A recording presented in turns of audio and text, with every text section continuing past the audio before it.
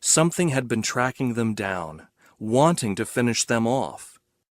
Something that had but one thought in mind: to make them suffer, for no reason whatsoever. But as they continued to share their stories, something else became painfully obvious. That is, to the newcomers it did. These people they had caught up with, sitting there, feeling miserable, had walked along the same path. They had seen the same views, met the same people. But for some reason, when meeting these people, they hadn't smiled back. On top of the mountains, they hadn't been able to enjoy the breathtaking views. And last night, when spending the night together, they had lived it as one of their worst experiences ever, a nightmare even, so they said. Still, for some reason, the people of the first group didn't seem to notice these similarities. All they could see was how they felt.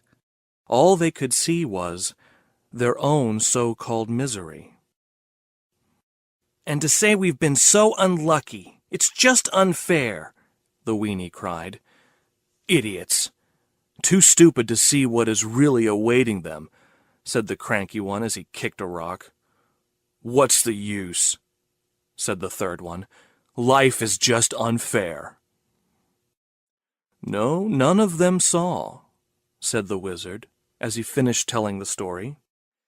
"Two different groups, my boy, both of them walking the same path, living the same experiences, up to the smallest details. One group decided to embrace life. The other, well..." The wizard paused for a second. Then he said, "You see, Shaoni, it is not what happens that makes your life into what it is. It is the way you look at it.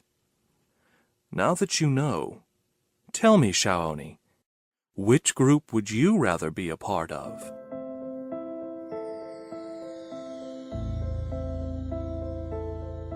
Later that evening, the wizard came up to the boy and said, "Tonight, my boy, just before falling asleep, go to your center and imagine how in the night, whilst you are sleeping deeply, a beautiful being of light comes over to you and sits beside your bed, helping you to understand, showing you that for all that has happened today, all is well."